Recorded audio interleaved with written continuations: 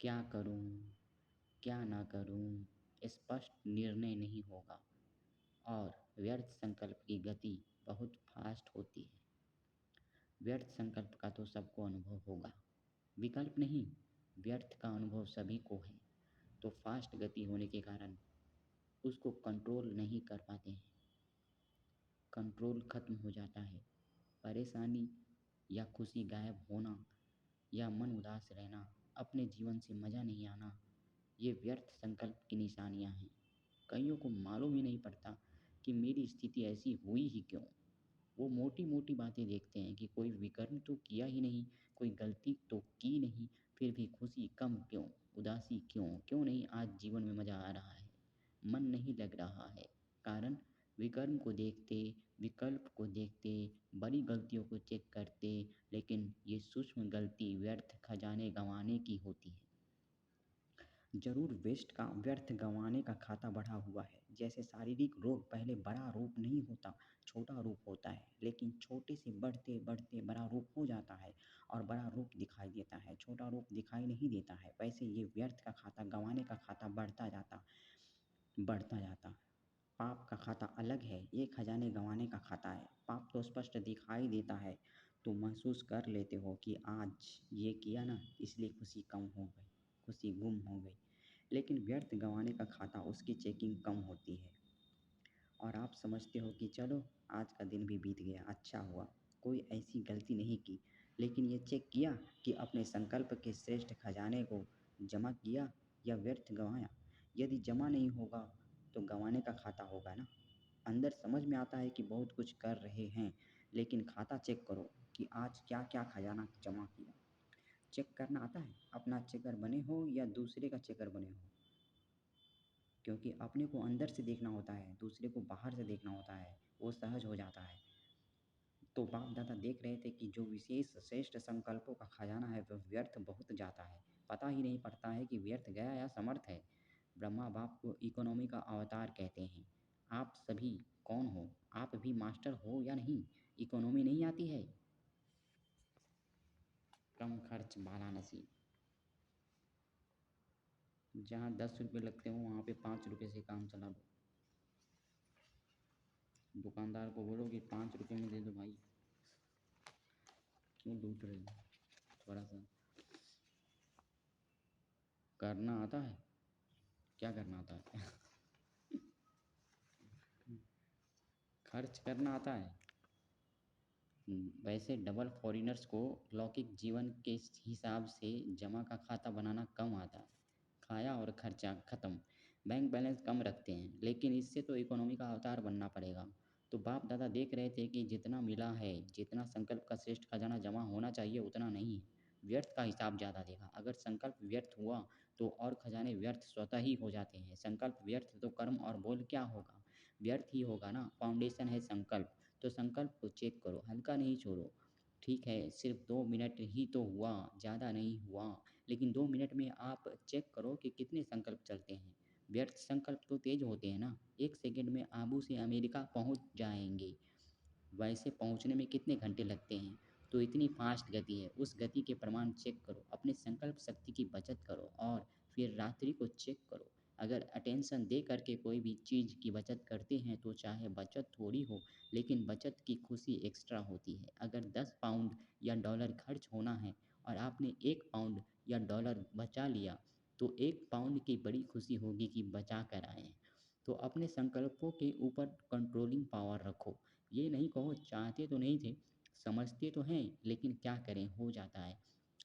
कौन कहता है हो जाता है? मालिक या गुलाम? मालिक के तो कंट्रोल में होता है ना, मालिक के तो कंट्रोल में होते हैं ना। अगर मालिक को भी कोई धोखा दे दे तो वो मालिक है क्या? तो ये चेक करो, कंट्रोलिंग पावर है। एक तो बचत करो, वेस्ट के बजाय बेस्ट के खाते में जमा करो, और दूसरा अगर बचत नहीं कर सकते हो तो व्यर्थ को समर्थ संकल्पों में परिवर्तन करो। यदि कंट्रोल नहीं हो सकता है तो परिवर्तन तो कर सकते हो ना। उसकी रफ्तार को जल्दी से चेक करना, नहीं तो आदत पड़ जाती है। 1 घंटे को भी चेक करो तो 1 घंटे में भी देखेंगे कि 5-10 मिनट भी जो वेस्ट संकल्प जा रहे थे, वह 5 मिनट भी वेस्ट में, वह 5 मिनट भी वेस्ट से बेस्ट में जमा हो गए। तो 12 घंटे में 5-5 मिनट भी कितने हो जाएँगे और खुशी कितनी होगी। और जितना श्रेष्ठ संकल्पों का खाता जमा होगा तो समय पर जमा का खाता काम में आएगा।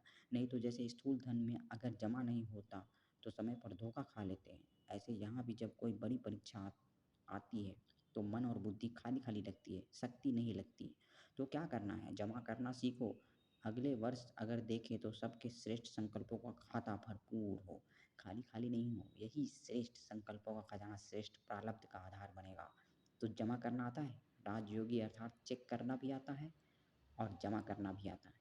जिसका जमा का खाता जमा होगा जिसका खाता जमा होगा उसकी चलन और चेहरा सदा ही भरपूर दिखाई देगा।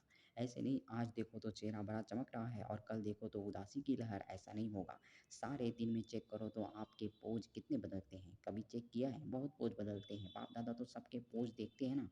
कभी-कभी देखते हैं कि कई बच्चे कर्म करने में इतना टाइम नहीं लगाते लेकिन किए हुए कर्म के पश्चाताप में टाइम बहुत गँवाते हैं। फिर कहते हैं 3 दिन हो गए, खुशी गुम हो गई है। खुशी गुम हो गई। क्यों खुशी गुम हुई? कहाँ गई? कौन ले गया? खजाना तो आपका है, लेकिन ले कौन गया? पश्चाताप करना अच्छी चीज़ है, क्योंकि पश्चाताप परिवर्तन कराता है, लेकिन उसमें ज़्यादा टाइम नहीं लगाओ। पश्चाताप का रोना करेंगे तो सारा सप्ताह रोते रहेंगे। पश्चाताप किया बहुत अच्छा, लेकिन पश्चाताप करना और प्राप्ति की खुशी लाना, आगे के लिए सेकंड में निर्णय करो कि ये करना है या ये नहीं करना है। पहले सुनाया है ना नॉट और डॉट, ये दोनों शब्द याद रखो। नॉट सोचा और डॉट लगाया। 4 घंटा रोते रहे, चलो पानी नहीं आया, अंदर रोते रहे। आधा घंटा पानी बहाया और 4 घंटा मन से रोया, तो इतना पश्चाताप नहीं करो, यह बहुत है। पश्चाताप की भी कोई हद रखो। बाप दादा को डबल फॉरेनर्स को एक विशेषता बहुत बाप दादा को डबल फॉरेनर्स की एक विशेषता बहुत अच्छी लगती है। रोना नहीं अच्छा लगता, लेकिन एक विशेषता अच्छी लगती है। कौन सी? सच्ची दिल पर साहेब राजी। सच बताने में डरेंगे नहीं, छिपाएँगे नहीं, तो सच्ची दिल है, इसके कारण बाप के डबल प्यार के भी पात्र हो। तो सच्ची दिल रखी, साहब को तो राज़ी कर लिया, लेकिन परिवर्तन भी फिर इतना जल्दी करना चाहिए।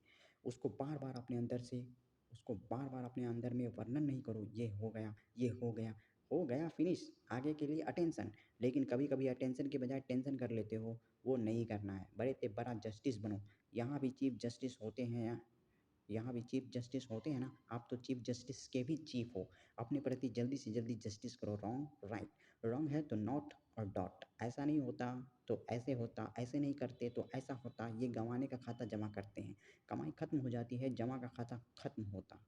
सोचो लेकिन व्यर्थ नहीं, और बचा कर दिखाओ। 1 घंटे से इतना बचाया, ये रिज़ल्ट दिखाओ कि व्यर्थ बहुत व्यर्थ चालू हुआ, लेकिन हमने चेंज किया और जमा किया। वेस्ट को बचाओ, ये बचत का खाता बहुत खुशी दिलाएगा। इस वर्ष बाप दादा सभी के बचत का खाता भरपूर देखना चाहते हैं। कर सकते हो ना? तो अभी फास्ट गति से करना, क्योंकि टाइम भी तो फास्ट जा रहा है ना। फिर देखेंगे इसमें नंबर 1 कौन जाता है, बचत का खाता किसका सबसे ज़्यादा होता है। बचत के खाते में नंबरवार कौन कौन होते हैं, वो लिस्ट निकालेंगे। और अगर आपने संकल्प को कंट्रोल किया तो औरों को कंट्रोल करने की मेहनत नहीं करनी पड़ेगी। कई कहते हैं बोलना नहीं चाहते हैं, लेकिन पता नहीं मुख से निकल गया। लेकिन जब बोल निकलता है या कर्म भी होता है तो पहले तो संकल्प आता है। अगर किसी से क्रोध भी करना है तो पहले संकल्प में प्लान बनता है, ऐसा करूँगा, ऐसे बोलूँगा। ये क्या समझता है? प्लान चलता है। फिर समय को भी उसमें यूज़ करते हैं। समय देखते रहेंगे कब आता है, कौन आता है। तो संकल्प के खजाने के पीछे समय का खजाना भी वेस्ट जाता है, संबंध है। तो संकल्प को बचाने से समय को, बोल को बचाना स्वतः ही हो जाएगा। तो वर्ष बीतता जा रहा है, अभी संकल्प में साधारण संकल्प नहीं करो, प्रतिज्ञा करो। शरीर जाए लेकिन प्रतिज्ञा नहीं जाए। कितना भी सहन करना पड़े, परिवर्तन करना पड़े, लेकिन प्रतिज्ञा नहीं तोड़ो। इसको कहा जाता है दृढ़ संकल्प। सोचते बहुत अच्छा हो, बाप दादा भी खुश हो जाते हैं, ये करेंगे, ये करेंगे, ये नहीं करेंगे। खुश तो कर देते हो, लेकिन इसमें दृढ़ता द्वारा सदा शब्द ऐड करो। थोड़ा समय तो प्रभाव दिखाते हो, उसके लिए जैसे पहले सुनाया ना कि अपने को सदा इकोनॉमी का अवतार समझो। साथ-साथ इकोनॉमी एक नामी और एकांतवासी। ज़्यादा बोल में नहीं आओ, एकांतवासी बनो। देखा जाता है जो बोल में सारा दिन आते हैं, उनके संकल्प, समय सब खजाने ज़्यादा वेस्ट होते हैं। एकांतवासी का डबल अर्थ है, सिर्फ़ बाहर की एकांत नहीं, लेकिन एक के अंत में खो जाना एकांत। नहीं तो सिर्फ़ बाहर की एकांत होगी तो बोर हो जाएँगे, कहेंगे पता नहीं दिन कैसे बीतेगा। लेकिन एक बाप के अंत में खो जाओ, जैसे सागर के तले में चले जाते हैं तो कितना खजाना मिलता है। अंत में चले जाओ अर्थात बाप से जो प्राप्तियां हैं उसमें खो जाओ। सिर्फ ऊपर ऊपर की लहरों में नहीं लहराओ, अंत में चले जाओ, खो जाओ। फिर देखो कितना मज़ा आता है। तो सर्व खजानों में इकोनॉमी करो। और एक बाप दूसरा न कोई, इसको कहते हैं एक नामी। ऐसे ऐसे स्थिति में रहने वाले अपने सर्व खजानों को जमा कर सकेंगे, नहीं तो जमा नहीं होता है।